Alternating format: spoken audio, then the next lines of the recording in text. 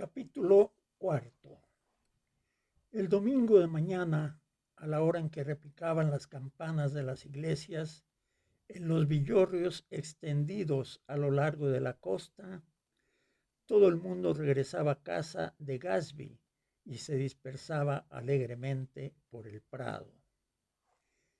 Es un contrabandista de alcohol, decían los jóvenes, mientras paseaban entre sus cócteles y sus flores.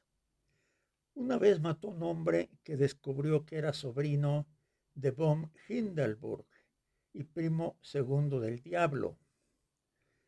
Alcánzame una rosa, querida, y sírveme una última gota de ese vaso de cristal que está allí.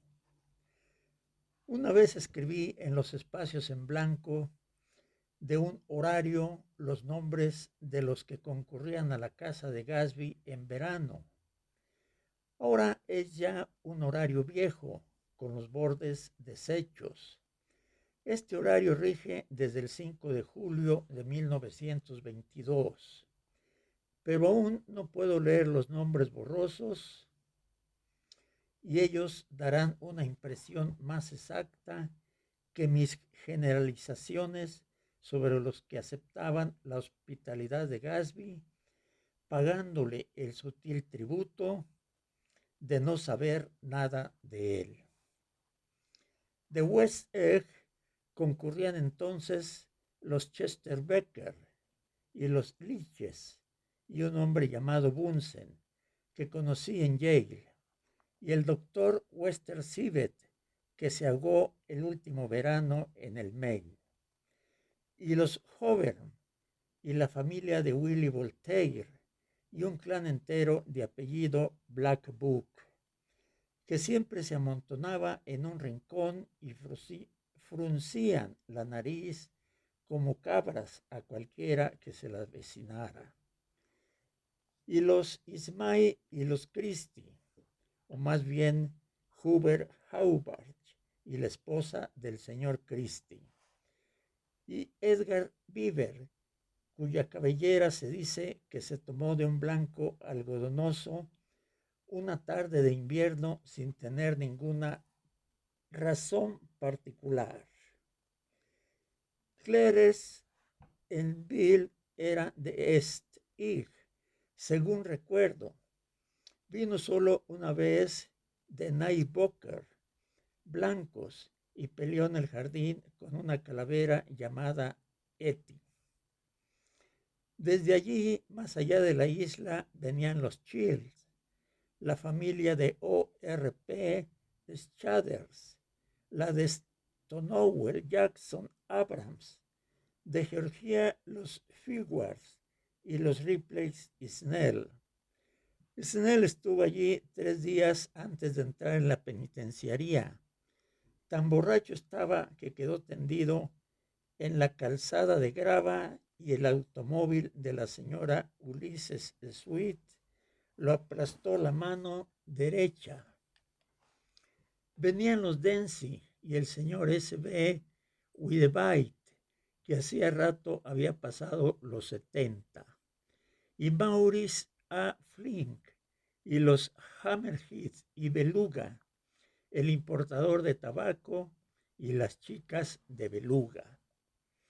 De West Egg venían los Pole, los Mulready, Cecil Roebuck, Cecil Choen, Gulick, el senador del estado, Newton Orchid, que tenía el control de los films par excellence, Ex-House, Clyde Cohen, Don S.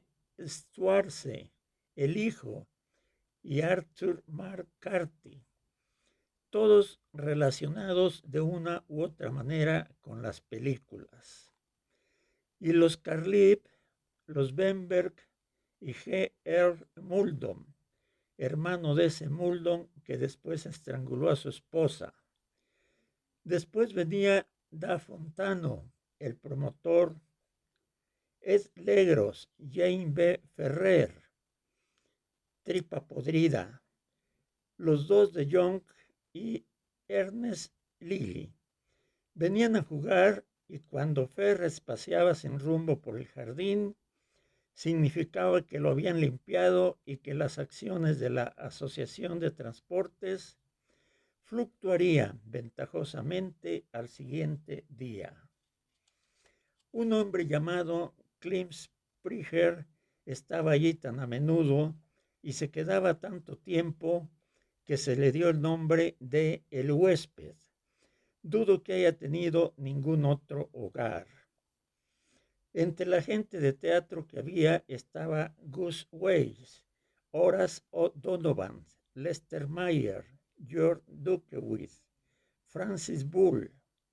También de Nueva York venían los Crom, los Back Season, los Deniker, Russell Betty, los Corrigan, los Killiher, los Drewer, los Scully, S.W. Belcher, los Smirk, el joven Queens, ahora divorciado, y Enrique L. Palmetro, que se suicidó saltando a las vías de un subterráneo en Times Square. Benny Mac Clineham siempre llegaba con 4 chicas. Estas nunca eran las mismas personas físicas, pero eran tan idénticas unas a otras que inhabitualmente parecía que habían estado allí antes. He olvidado sus nombres. Jacqueline, creo, o Consuelo, o Gloria, o Judy, o June. Sus apellidos eran melodiosos, nombres de flores o de meses, o bien otros más austeros pertenecientes a grandes capitalistas americanos, de los que decían ser primas cuando se veían en el apuro de tener que explicarlo. Además de toda esa gente, puedo acordarme que Faustina O'Brien estuvo allí al menos en una oportunidad, así como también las chicas de Baedeker, el joven Brever, al que le volaron la nariz durante la guerra, el señor Albrudberger y la señora Hack, su prometida, Ardita Fitzpeters, el señor P. Jewett, que fue una vez presidente de la Legión Americana, la señorita Claudia Heep, con un hombre que era, según se decía, su chofer, y un príncipe de algo, al que llamábamos Duque, y cuyo nombre, si alguna vez lo supe, se me ha olvidado. Toda esta gente concurría a casa de Gatsby en el verano. A las 9 de la mañana de fines de julio, el espléndido auto de Gatsby sorteó el peñascoso camino que conducía a mi puerta y exhaló un melodioso acorde con su bocina de 3 notas. Era la primera vez que venía a buscarme, aunque ya había ido a 2 de sus fiestas. Volado en su hidroplano y hecho ante su apremiante invitación, frecuente uso de la playa. Buenos días, viejo. Va a almorzar conmigo hoy y pensé que podría pasar a buscarlo. Al hablar, se balanceaba sobre el estribo de su auto con esa riqueza de movimientos tan peculiar de los americanos y que creo proviene de la falta de trabajos pesados en la juventud y más aún de la gracia informe de nuestros juegos nerviosos y esporádicos. Nunca estaba del todo quieto, siempre había un pie que golpeaba algo o el movimiento impaciente de una mano que se abría y se cerraba. Me sorprendió mirando su coche con admiración. Es lindo, ¿verdad, viejo? Se alejó de un salto para que yo lo viera mejor. ¿Nunca lo había visto antes? Yo lo había visto. Todo el mundo lo había visto. Era de un vivo color crema, brillante de níquel, abultado aquí y allá en su monstruosa longitud de airosas sombrereras y baúl y cajas de herramientas, y coronado con un laberinto de parabrisas que reflejaban una docena de soles. Sentados detrás de varias capas de vidrio, en una especie de invernáculo de cuero verde, partimos hacia la ciudad. Había conversado con él unas 12 veces, quizá, el mes pasado, y descubrí con decepción que tenía muy poco que decir. Así pues, mi primera impresión de que se trataba de una persona extrañamente importante se había ido borrando gradualmente para llegar a ser simplemente el propietario de una lujosa casa de campo vecina. Y he aquí, de pronto, este desconcertante paseo. No habíamos llegado aún a West Egg cuando ya Gatsby comenzó a dejar truncas sus elegantes frases y a palmear indeciso las rodillas de su traje color caramelo. Oye, viejo, me preguntó sorpresivamente, ¿qué opinión tienes de mí a pesar de todo? Un poco anonadado, comencé a murmurar evasivamente esas vagas generalizaciones que merece una pregunta tal. Bueno, voy a contarle algo de mi vida. Me interrumpió. No quiero que tengas de mí una idea equivocada con todos esos cuentos que oyes. De modo pues que él estaba al tanto de las absurdas acusaciones que sazonaban la conversación en sus salones. Te contaré la pura verdad. Súbitamente invocó con un gesto de su mano derecha la presencia divina. Soy hijo de una gente pudiente del Medio Oeste. Todos ellos han muerto. Me crié en América, pero me eduqué en Oxford, porque durante mucho tiempo todos mis antecesores habían sido educados allí. Es una tradición familiar. Me miró de soslayo y supe por qué Jordan Baker había dicho que mentía. Se apresuraba al llegar a la frase educado en Oxford, o la tragaba o la ahogaba, como si antes de pronunciarla ya le molestara. Y con su duda toda la exposición se venía abajo. Pensé que, después de todo, podría verme realmente en él algo de siniestro. ¿Qué parte del Medio Oeste? Le preguntó al pasar. San Francisco. Ah, sí, toda mi familia murió y heredé una buena cantidad de dinero. Su voz era solemne, como si el recuerdo de la brusca extinción de su plan aún lo asediase. Por un momento sospeché que me estaba tomando el pelo, pero después de echarle una mirada me convencí de lo contrario. Después de eso, viví como un joven rajá en todas las capitales de Europa, París, Venecia, Roma, coleccionando joyas, especialmente rubíes, dedicándome a la casa mayor, pintando un poco, claro está que para mí solamente, y tratando de olvidar algo muy triste que me había sucedido mucho tiempo atrás. Con un esfuerzo alcancé a dominar mi risa incrédula.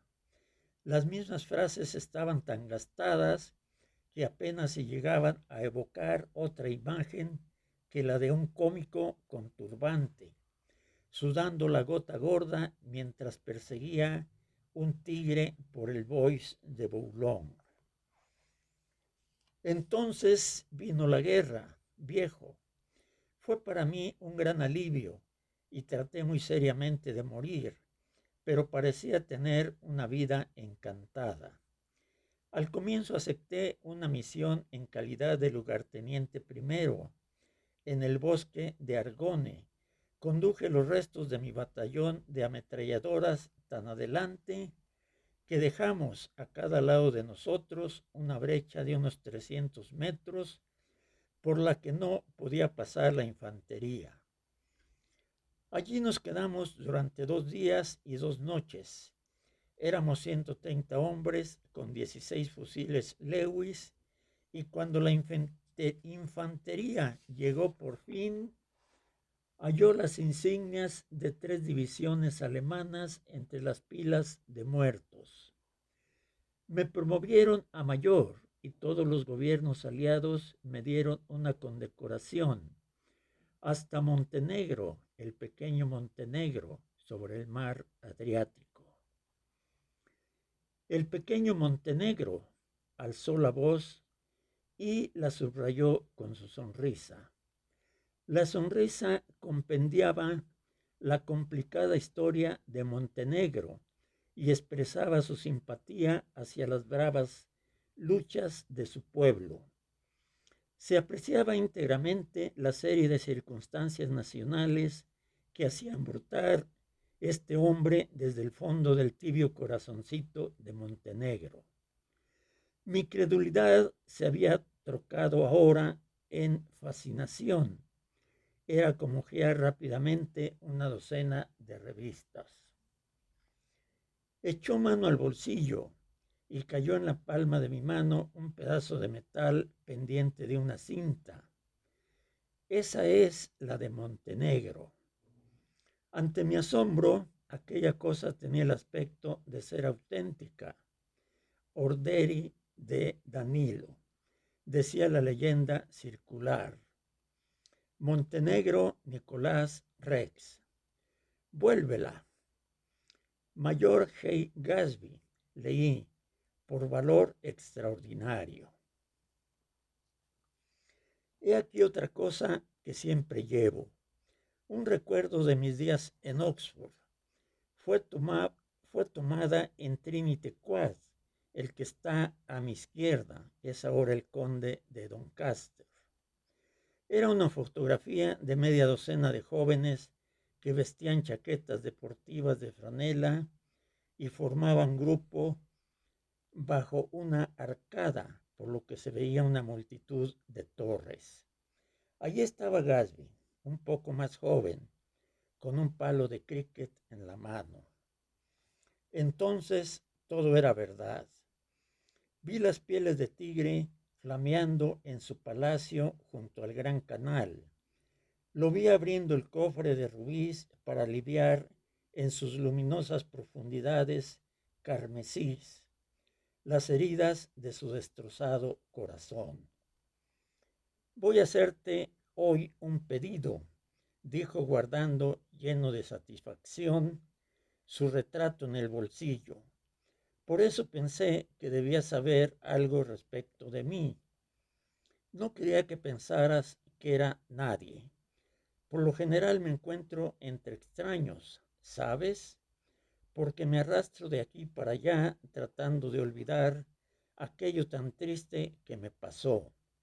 Vaciló. Te lo contaré esta tarde. ¿En el almuerzo? No, esta tarde.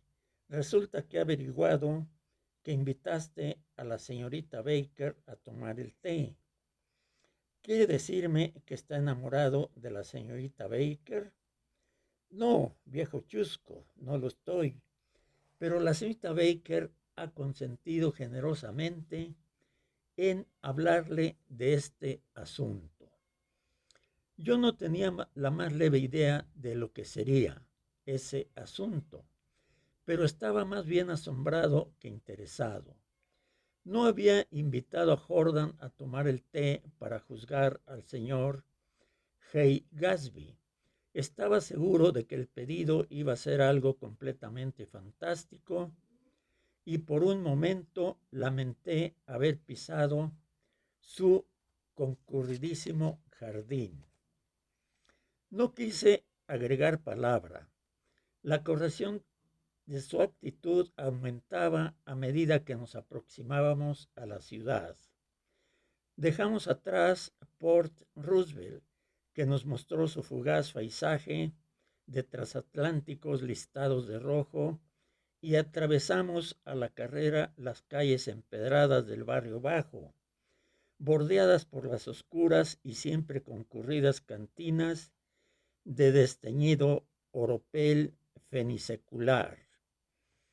Entonces el Valle de los Fresnos se abrió a ambos lados del camino y alcancé a ver a la señora Wilson que se afanaba bombeando en el surtidor del garage con jadeante vitalidad en el momento en que pasábamos.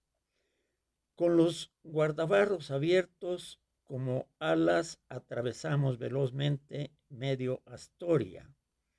Solo medio, porque cuando doblábamos entre los pilares del elevado, oí el familiar chuchupat de una motocicleta y un policía enfurecido se nos cruzó. Bueno viejo, dijo Gatsby. Aminoramos la marcha, sacando una tarjeta de su chaleco, la agitó frente a los ojos del hombre. Tiene razón, asintió el policía tocándose la gorra. Lo reconoceré la próxima vez, señor Gatsby, perdóneme. ¿Qué era eso?, inquirí. El retrato de Oxford. Es que tuve la oportunidad de hacerle cierta vez un favor al comisario y me manda una tarjeta de Navidad todos los años. Desde el gran puente, donde el sol, colándose entre las vigas, revoloteaba sin descanso sobre los rápidos vehículos, vimos la ciudad que se elevaba a través del río en blancos grupos, como terrones de azúcar construidos con el deseo inescrupuloso de dinero.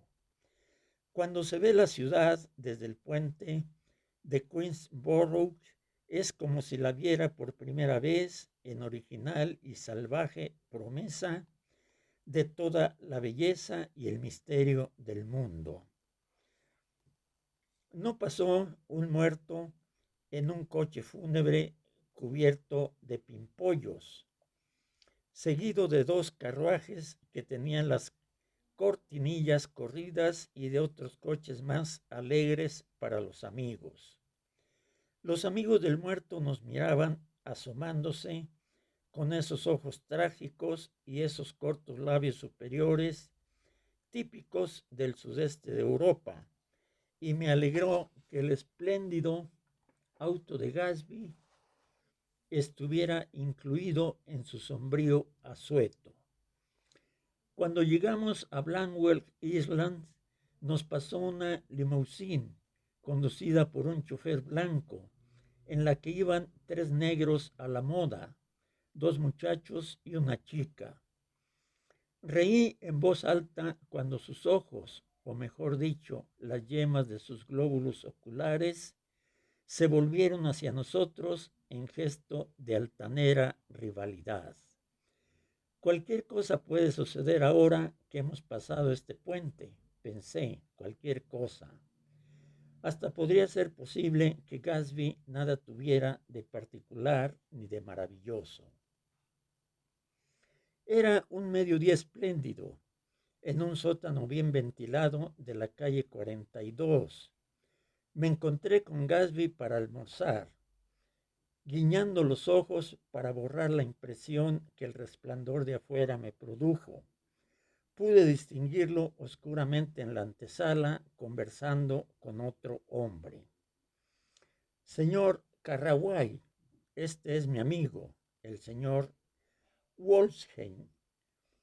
Un judío pequeño y chato levantó su abultada cabeza y me miró con dos hermosas matas de pelo que salían abundantes de cada fosa nasal. Solo después de un rato pude descubrir en la semioscuridad sus ojillos. Así que lancé una mirada, dijo el señor Wolfsheim, estrechándome lícitamente la mano. ¿Y qué cree usted que hice? ¿Cómo dice?, preguntó cortésmente. Pero, sin duda, no estaba dirigiendo a mí, porque dejó caer mi mano y apuntó a Gatsby con su expresiva nariz. Extendí el dinero de Caspaux y dije: muy bien, Caspaux, no le pagué un céntimo hasta que no se calle la boca. Se cayó allí y en ese momento. Gatsby nos tomó a ambos del brazo y nos hizo avanzar hacia el restaurante, en vista de lo cual el señor Wolfsheim se tragó una frase que había comenzado y cayó en un abstracto sonámbulo. «High Halls», preguntó el mozo principal. «Este es un lindo restaurante», dijo el señor Wolfsheim, contemplando las ninfas presbiterianas del techo, «pero me gusta más el de enfrente». «Sí, High Balls», aceptó Gatsby, y luego dijo, dirigiéndose al señor Wolfsheim: «allí hace mucho calor». «Hace calor y es reducido». «Sí», dijo el señor Wolfsheim, que lleno de recuerdos, pero lleno de recuerdos. «¿Qué lugar es ese?», pregunté. «El antiguo Metrópole». «El antiguo Metrópole», repitió lúbricamente el señor Wolfsheim, lleno de rostros muertos y ausentes, llenos de amigos ahora ausentes para siempre. No olvidaré mientras viva la noche en que le pegaron un tiro a Rosie Rosenthal allí. Éramos 6 en nuestra mesa y Rosie había bebido y comido mucho esa noche. Cuando ya casi había amanecido, se le acercó el mozo con un gesto raro y le dijo que alguien quería hablarle afuera. «Muy bien», dijo Rosie, y comienza a levantarse, pero yo lo obligo a sentarse de nuevo. «Deja que los bastardos entren aquí si te necesitan, Rosie, pero de ningún modo. Mientras esté aquí, saldrás de esta habitación». Eran las 4 de la mañana entonces, y si hubiésemos abierto las persianas, habríamos visto la luz del día. «¿Y fue?», pregunté inocentemente. «Claro está que fue». La nariz del señor Wolfsheim me dirigió un respingo indignado. Se volvió desde la puerta y gritó: «No dejen que el mozo se lleve mi café».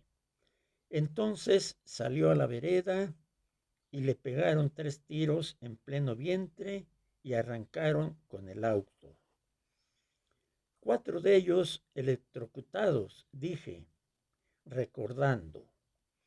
«5 con Becker». Sus fosas nasales se volvieron hacia mí con interés. «Entiendo que usted anda en busca de una recomendación para un negocios». El hecho de que sobrepusiera estas 2 afirmaciones era asombroso.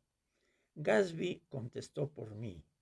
«Oh, no», exclamó, «este no es el hombre». «¿No?», dijo el señor Wolfsheim. Pareció decepcionado. «Este es solamente un amigo. Le dije que hablaríamos de eso otra vez». «Le ruego que me disculpe», dijo el señor Wolfsheim. «Me he equivocado de persona». Llegó un suculento picadillo y el señor Wolfsheim, olvidando la atmósfera sentimental del antiguo Metrópole, comenzó a comer con feroz delicadeza. Mientras tanto, sus ojos recorrían muy lentamente todo el contorno de la habitación, completo el arco, volviéndose para examinar la gente que se hallaba directamente detrás suyo.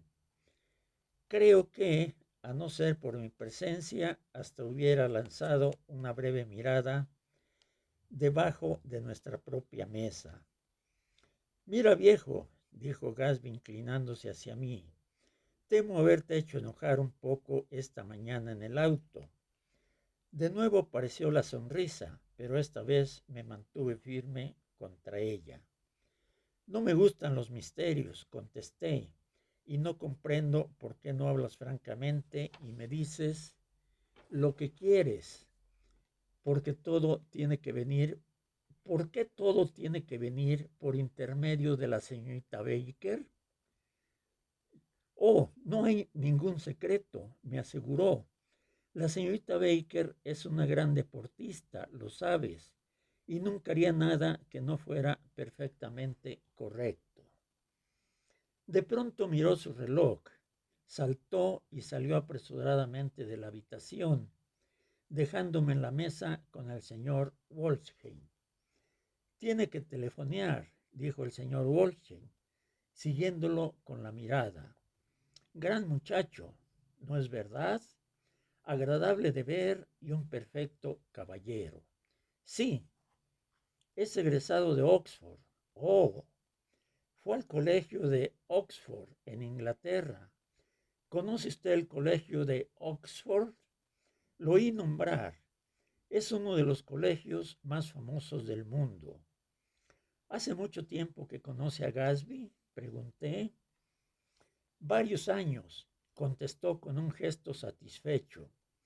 Tuve el placer de ingresar al círculo de sus relaciones al poco tiempo de terminar la guerra, pero supe que había descubierto un hombre de clara progenie después de haber conversado con él durante una hora. Me dije a mí mismo, he aquí la clase de hombre que a uno le gustaría llevar a su casa y presentarlo a su madre y a su propia hermana. Hizo una pausa. Veo que está mirando mis gemelos. Yo no los había estado mirando, pero los miraba ahora. Estaban hechos de unos trozos de marfil que me resultaban singularmente familiares. Son la más fina especie de molares humanos, me informó. Vamos, lo inspeccioné. Es esta una idea muy interesante. Sí, se recogió las mangas del saco. Si Gatsby es muy delicado en sus asuntos de mujeres, ni siquiera miraría nunca a la esposa de un amigo. Cuando él era objeto de esa instintiva confianza, regresó a la mesa y tomó asiento. El señor Wolsey bebió su café de un trago y se puso de pie.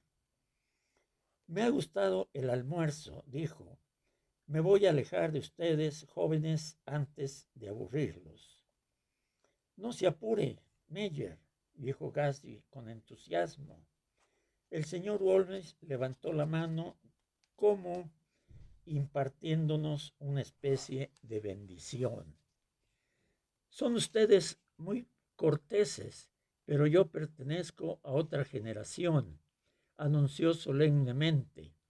Quédense aquí hablando de sus deportes y de sus damiselas y sus... Sustituyó un sustantivo imaginario con un movimiento de la mano.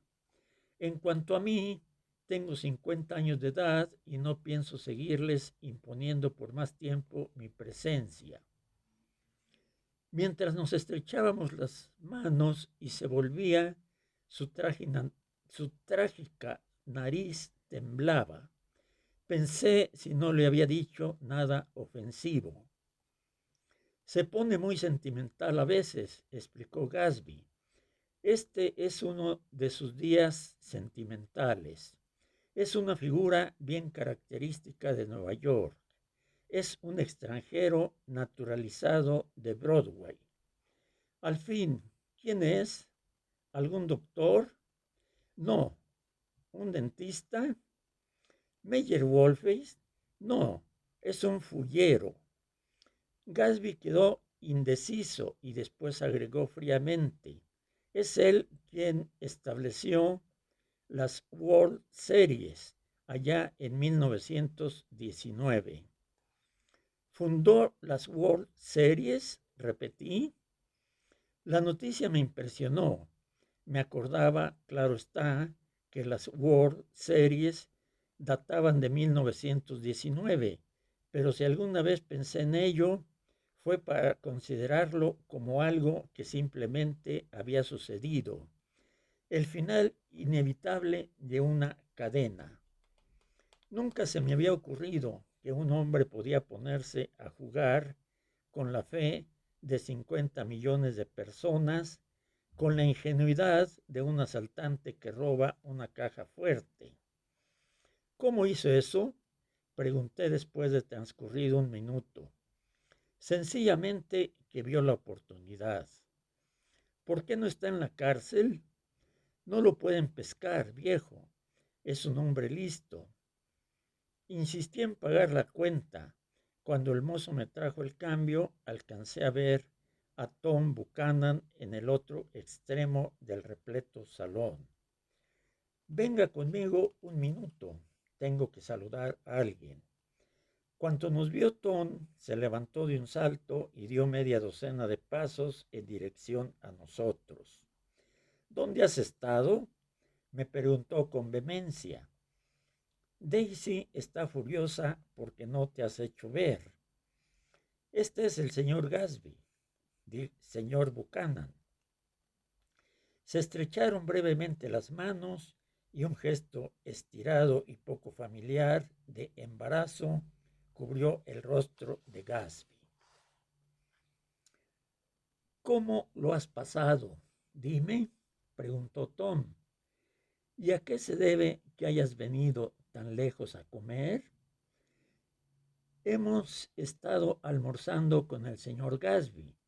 Me volví hacia el señor Gatsby, pero ya no estaba allí. Un día de octubre de 1917, decía Jordan Baker esa tarde, rápidamente sentada en una rígida silla del jardín de té del Plaza Hotel. Caminaba de un lado a otro, un poco por los senderos y otro poco por los prados. Me sentía feliz en los prados, porque tenía zapatos importados de Inglaterra, con abultadas suelas de goma que se afirmaban en el terreno blando. Tenía también puesta una nueva pollera tableada que flameaba un poco al viento, y siempre que esto sucedía, las banderas rojas, blancas y azules, izadas en los frentes de todas las casas, se ponían tensas y hacían chut, chut, chut, con un tono de desaprobación. La bandera más grande y el más extenso de los prados pertenecían a la casa de Daisy Fay.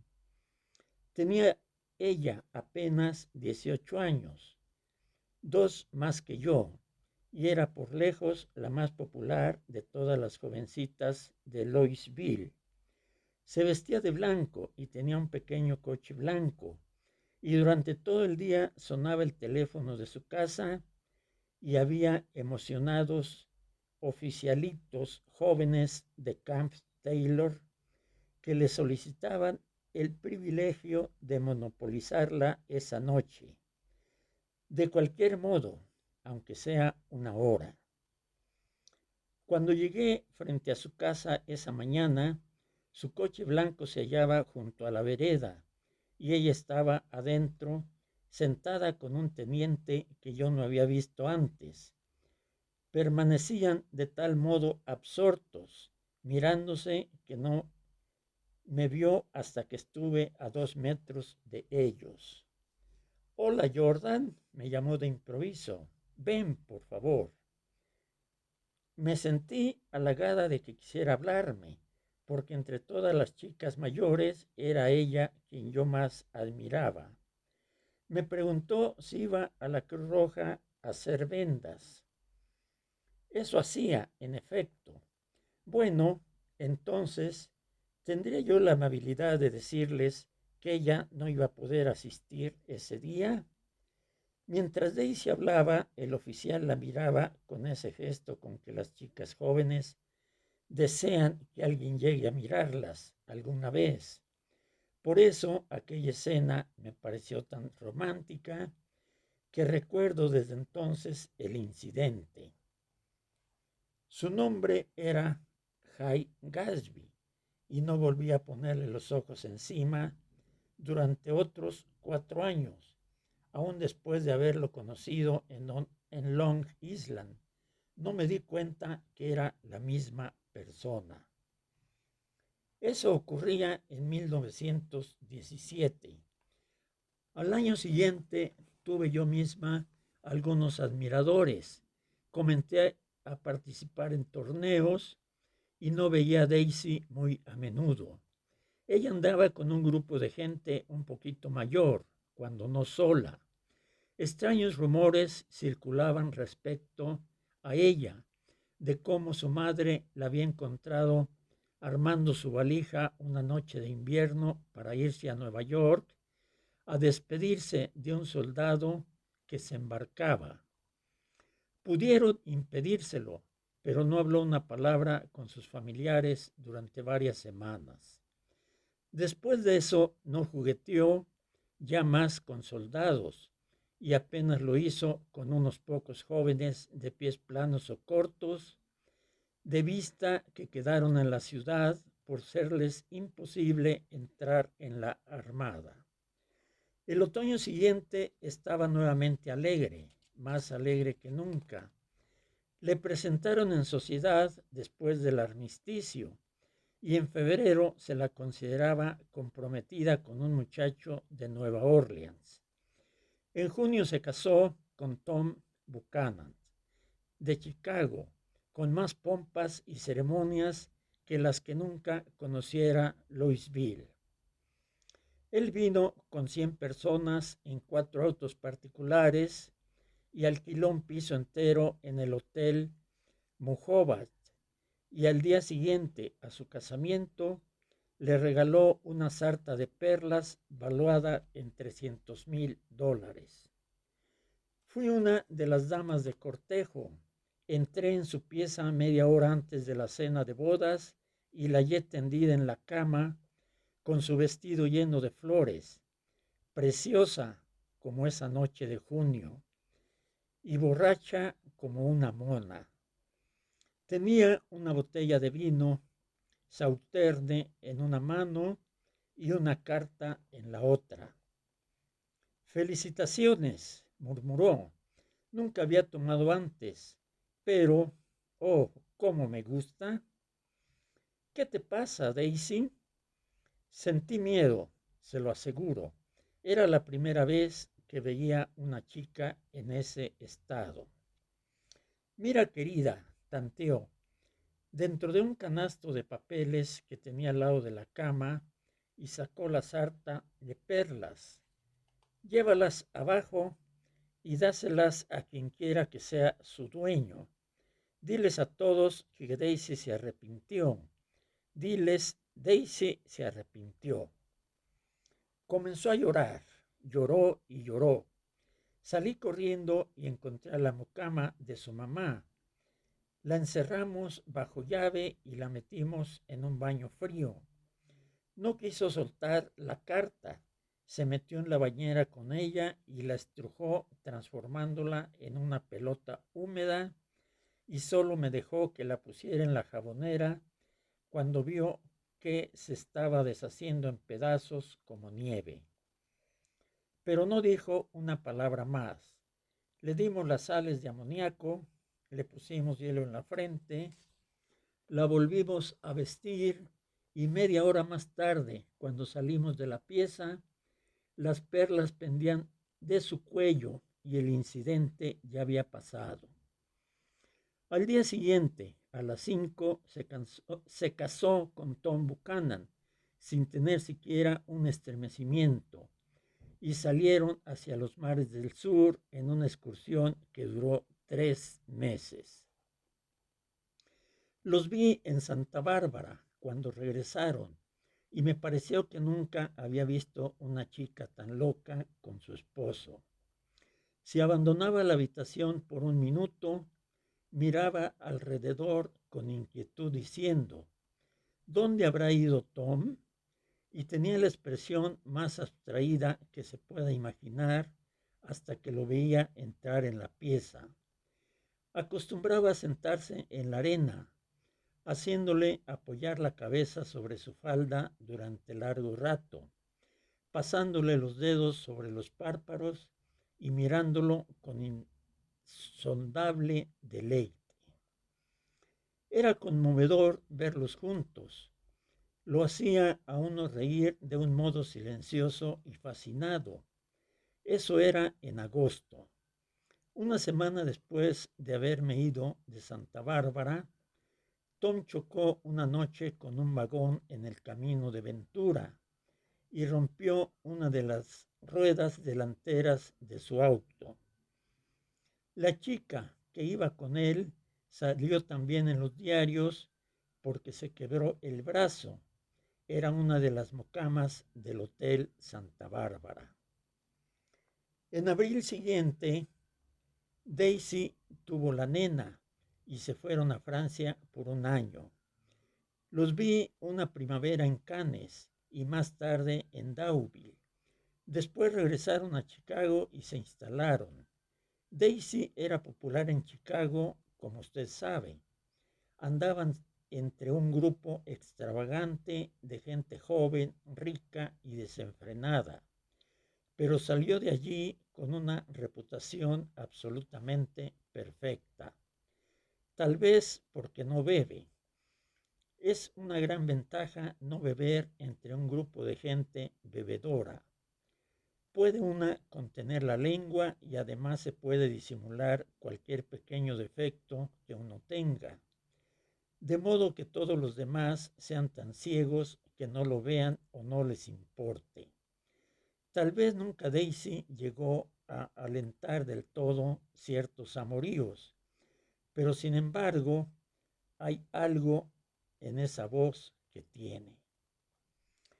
Bueno, hace más o menos 6 semanas escuchó el nombre de Gatsby y por primera vez desde hacía años. Fue cuando le pregunté, ¿se acuerda?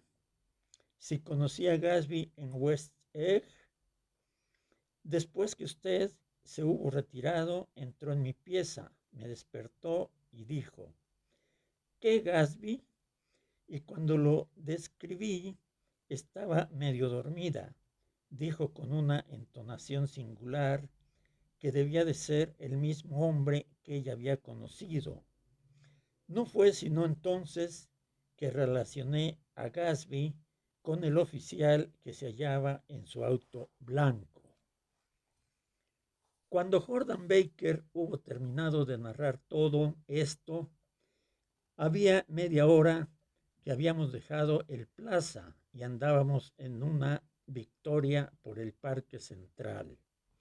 El sol se había puesto detrás de los altos departamentos que las estrellas de cine tienen en West 50s, y en el atardecer caluroso se elevaban las claras voces de los niños que ya se habían reunido como grillos en el pasto. Fue una rara casualidad, dije. Sin embargo, no fue ninguna casualidad. ¿Por qué no? Gatsby se compró esa casa para que Daisy estuviera justamente al otro lado de la bahía. De modo, pues, que no habían sido meramente las estrellas lo que habían estado contemplando aquella noche de junio. Entonces se me presentó súbitamente vivo, como si recién naciera de esa matriz de su esplendidez sin sentido. ¿Quiere saber, continuó Jordan, si usted invitaría a Daisy una tarde y lo dejara venir a él también? La modestia del pedido me conmovió. Había esperado 5 años y había comprado una mansión donde dispersaba la luz de las estrellas a casuales mariposas nocturnas, todo para que pudieran dejarlo que viniera alguna tarde al jardín de un extraño. ¿Tenía yo que saber todo esto antes de que pudiera pedir tan poca cosa? Tiene miedo, ha esperado tanto. Pensó que usted podría sentirse ofendido. Como usted ve, es un hombre correcto en el fondo. Algo me preocupaba. ¿Por qué no le pidió a usted que acordara un encuentro? ¿Quiere que ella vea su casa? Me explicó. Y como la de usted está al lado, ah, Creo que tenía una leve esperanza de que ella fuera a una de sus fiestas alguna noche, continuó Jordan, pero ella nunca fue. Entonces empezó a preguntar a la gente como por casualidad si la conocían, y yo fui la primera que encontró. Fue esa noche que me mandó buscar durante su fiesta y hubiera visto usted todos los rodeos que hizo para llegar al tema. Yo, claro está, sugerí de inmediato un almuerzo en Nueva York y creí que estaba por volverse loco. No quiero hacer nada por el estilo, repetía. Quiero verla bien cerca de casa. Cuando usted dijo que era amigo personal de Tom, comenzó a abandonar todo el proyecto. Él no sabe casi nada acerca de Tom, aunque dice haber leído los diarios de Chicago durante años, por la sola posibilidad de echar una mirada al nombre de Daisy. Ahora había oscurecido y al pasar debajo de un puentecito, puse el brazo alrededor del dorado hombro de Jordan. Le acerqué a mí y le pedí que cenáramos juntos. De pronto dejé de pensar en Daisy y Gatsby para concentrar mi atención en esta persona limpia, dura y limitada que medraba en el escepticismo universal y se reclinaba graciosamente llenando el hueco de mi brazo. Comenzó a resonar en mis oídos una frase con una especie de terca provocación. Solo existen los perseguidos, los perseguidores, los atareados y los cansados. Y Daisy debería de tener algo para llenar su vida, me murmuró Jordan. ¿Quiere ella ver a Gatsby? No tiene que saberlo. Gatsby no quiere que ella sepa. Usted solo tiene que invitarla a tomar el té. Pasamos una barrera de árboles oscuros y después de asomarnos al parque, las fachadas de la calle 59, un bloque delicado y pálidamente iluminado, casi distinto al de Gatsby y al de Tom Buchanan. No tenía yo una chica cuyo rostro sin cuerpo flotara a lo largo de las cornisas oscuras y de los letreros luminosos, de modo que, apretando los brazos, estreché a la chica que tenía a mi lado. Su pálida y desdeñosa boca me sonrió, y entonces yo la traje aún más, esta vez hacia mi rostro.